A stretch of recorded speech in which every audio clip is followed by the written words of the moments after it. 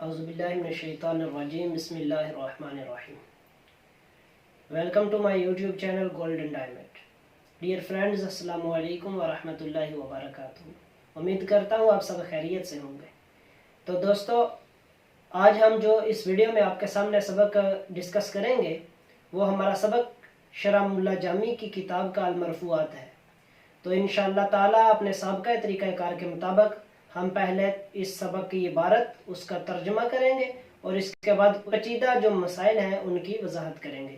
تو آئیے دوستو، پہلے ہم اس کی عبارت اور ترجمہ کرتے ہیں، تو اس کے بعد انشاءاللہ تعالی ہم مسائل کی وضاحت کریں گے. بسم اللہ الرحمن الرحیم. المرفوعات جمع المرفوع للمرفوعاتی. یہ مرفوعات جو ہے یہ مرفوع کی جمع ہے، نہ کہ مرفوعہ کی. لِأَنَّ مَوْصُوفَهُ الاسم، کیونکہ مرفوعات کا جو موصوف ہے وہ اسم ہے. وَهُوَ مذکر، اور وہ مذکر ہے. لا یعقل، اور غیر ذوی العقل ہے. وَيُجْمَعُ هَذَا الْجَمْعِ مُطَّرَدًا صِفَةُ الْمُذَكَّرِ الَّذِي لَا يَعْقِلُ، اور جو اس طرح کی جمع ہوتی ہے جو مذکر غیر ذوی العقول کی ہو وہ اسی طرح آتی ہے. کالصافنات للذکور من الخیال، جس طرح کہ صافنات یہ مذکر گھوڑوں کے لیے استعمال کی جاتی ہے. وجمال سبحلات اے دخمات، اور جمال اونٹوں کو، اونٹ جو موٹے تازے ہوں، اور جمال کی صفت جو ہے سبحلات ہے. وکالایام الخالیہ، اور جس طرح کے ایام الخالیہ گزرے ہوئے دن. وہوا اے المرفوع الدال علیہ المرفوعات، ہوا سے مراد مرفوع ہے جس پر لفظ مرفوعات دلالت کر رہا ہے. لأن التعریف انما یکون للماہیت لا للافراد، کیونکہ جو تعریف ہوتی ہے وہ ماہیت کی ہوتی ہے نہ کہ افراد کی. ما اشتمل اے اسم اشتمل، جو چیز مشتمل ہوتی ہے علی علم الفاعلیتی، فاعل ہونے کی علامات پر، یعنی وہ اسم جو مشتمل ہوتا ہے فاعل ہونے کی علامات پر. اے علامات کون الاسم فاعلا، یعنی اسم کے فاعل ہونے کی علامات. وہی ضمۃ والواو والالف، اور وہ ضمہ، واو اور الف ہیں. والمراد باشتمال الاسم علیہا ان یکون موصوفا بہا لفظا او تقدیرا او محلا، اور اسم کے ان علامات پر مشتمل ہونے سے مراد یہ ہے کہ لفظ ان سے موصوف ہو، چاہے تقدیری طور پر ہو، چاہے لفظی طور پر ہو یا محلی طور پر ہو. ولا شک ان الاسم موصوف بالرفع المحلی، اور اس بات میں کوئی شک نہیں کہ اسم جو ہے وہ محلی طور پر بھی مرفوع ہوتا ہے. اذ معنی رفع المحلی انہ فی محل، تو اس وقت اس کا معنی یہ ہوگا کہ یہ اسم رفع کے محل میں ہے. لو کان سمہ مورب، اگر اس کی جگہ پر کوئی مورب اسم ہوتا، لکان مرفوعا لفظا او تقدیرا، تو یقینی طور پر وہ لفظا یا تقدیرا مرفوع ہوتا. فکیف یختص الرفع بما عدا الرفع المحلی، تو پھر کس طرح جو یہ رفع ہے اس کو محلی کے علاوہ تقدیری یا لفظی کے ساتھ مخصوص کیا جا سکتا ہے. وَهُوَ يَبْحَثُ مَثَلًا عَنْ أَحْوَالِ الْفَاعِلِ إِذَا كَانَ مُضْمَرًا مُتَّصِلًا، حالانکہ مصنف جو ہیں وہ خود بحث کر رہے ہیں فاعل کے ان احوال کے بارے میں جب وہ ضمیر مرفوع متصل ہوگا، جس طرح کہ عن قریب آئے گا.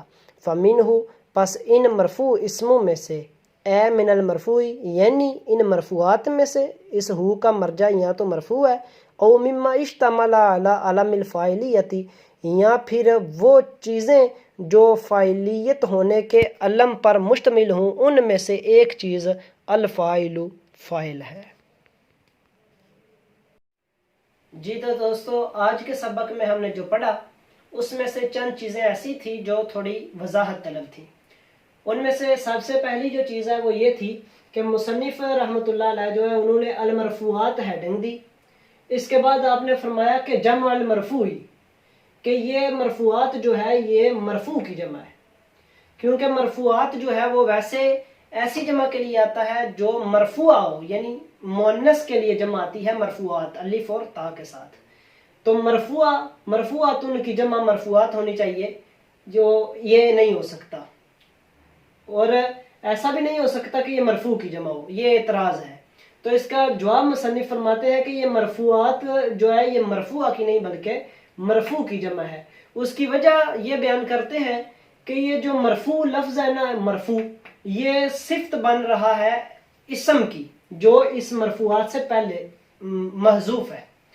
تو وہ اسم جو لفظ ہے، اسم وہ مذکر ہے اور غیر ذوی العقول ہے، اور جمع غیر ذوی العقول مذکر کی جو جمع ہوتی ہے اس کی صفت الف اور تا کے ساتھ یعنی المرفوعات آتی ہے، اس لیے فرماتے ہیں کہ یہ مرفوعہ نہیں بلکہ مرفوع کی جمع ہے۔ اور اس میں جس طرح کے انہوں نے پھر اس کے آگے کچھ دلائل بھی ذکر کیے، جس طرح کے صافنات ان گھوڑوں کو کہا جاتا ہے جو مذکر گھوڑے ہوں اور جو 3 ٹانگوں پر چلتے ہوں اور چوتھی ٹانگ جو ہے وہ آہستہ سے زمین پر رکھتے ہوں۔ اور ایام الخالیہ، یوم کی جمع ایام ہے، اور جس طرح کہ ہم نے بتایا کہ غیر ذوی العقول مذکر کی جمع جو ہے اس کی صفت مؤنث آتی ہے، تو اسی طرح یوم مذکر تھا، اس کی جمع جو ہے ایام آئی، تو اس کی صفت آگے ہم نے الف اور تا کے ساتھ بنا دی جمع، تو ایام الخالیہ وہ اپنی دلیل کے طور پر ذکر کر رہے ہیں۔ اور دوسری اس میں سمجھنے والی جو بات تھی وہ یہ تھی کہ مصنف نے آگے جا کر ہوا ذکر کیا، تو ہوا اعتراض یہ ہوتا ہے کہ ادھر ہن ہونا چاہیے تھا، کیونکہ پیچھے مرفوعات کا ذکر ہے، تو اس کے مطابق ادھر ہن ضمیر ہونی چاہیے تھی، ہوا کیوں ہے؟ کیونکہ یہ جمع مؤنث کے لیے ہے اور یہ ہوا جو ہے یہ واحد ہے، یہ پیچھے جمع ہے اور ضمیر واحد کی۔ تو اس کا جواب مصنف فرماتے ہیں کہ یہ جو ہوا ہے یہ مرفوعات کے لیے نہیں بلکہ مرفوع کے لیے ذکر کیا گیا ہے، کیونکہ جب بھی کسی چیز کی تعریف کی جائے تو تعریف میں ماہیت ذکر ہوتی ہے نہ کہ افراد، تو اس لیے ادھر مرفوعات کی ماہیت مرفوع ہوگی۔ اگر ہم افراد کی تعریف کرتے تو ادھر ہوا کی بجائے ہن ہوتا، ادھر جو ہے ماہیت کی تعریف ہو رہی ہے اس لیے ادھر ہوا ضمیر آئے گی۔ اور اس میں تیسری چیز جو سمجھنے والی تھی وہ یہ تھی کہ اشتمل علی علم الفاعلیہ، کہ وہ اسم مرفوع ہوگا جو فاعلیت کی علامتوں میں سے جو فاعلیت ہونے کی علامتوں پر مشتمل ہوگا، اور فاعلیت ہونے کی علامات 3 ہیں، وہ ضمہ، واو اور الف ہے۔ اب جس اسم پر ان تینوں علامتوں میں سے کوئی ایک علامت پائی گئی تو وہ اسم مرفوع ہوگا، چاہے اس پر ضمہ ہو، جس طرح کہ ادھر ضمہ کی مثال آپ زیدن دے سکتے ہیں، زیدن پر ضمہ ہوگا، اور واو کی آپ ابو یہ مثال دے سکتے ہیں، اور الف کی مثال آپ فتح دے سکتے ہیں، جا زیدن، جال فتح، اور جا ابو کا اور جال فتح۔ اور جو چوتھی سمجھنے والی بات تھی وہ یہ تھی کہ مصنف نے جو چیز ذکر کی وہ اب ان تینوں علامتوں میں سے تینوں علامتیں چاہے لفظی طور پر ہوں، کوئی ایک علامت لفظی طور پر پائی جائے یا تقدیری طور پر پائی جائے یا محلی طور پر پائی جائے، کسی طرح سے بھی پائی جائے تو وہ مرفوع ہی شمار کیا جائے گا۔ یہ ایک اعتراض اس پہ بھی وارد تھا جس کا جواب دیا جا رہا ہے، کیونکہ بعض جو نحوی ہیں انہوں نے محلی کو ختم کر دیا تھا، وہ کہتے تھے یا تو لفظی اعراب ہوگا یا تقدیری ہوگا، محلن کوئی اعراب نہیں ہوتا۔ تو مصنف فرماتے ہیں، اس کا جواب دیتے ہوئے فرماتے ہیں کہ محلی بھی ہوگا، کیونکہ مصنف جو ہے خود آگے جا کر کہہ رہے ہیں کہ جہاں پر ضمیر متصل مرفوع ذکر ہوگی تو وہ محلن مرفوع ہوگی، حالانکہ اس پر آپ نصب بھی ہوتی ہے اور اس پر ضمہ بھی ہوتا ہے، اس پر جر بھی ہوتی ہے، جس طرح دربتا، دربتو، دربتی، یہ 3 مثالیں ہیں، ان میں یہ جو ضمیر ہے یہ محلن مرفوع ہے، تو لہٰذا محلی کے بغیر آپ لفظی اور تقدیری نہیں کہہ سکتے، کیونکہ اگر وہاں محلی نہ ہوتا تو یقیناً وہاں لفظی یا تقدیری ہونا تھا۔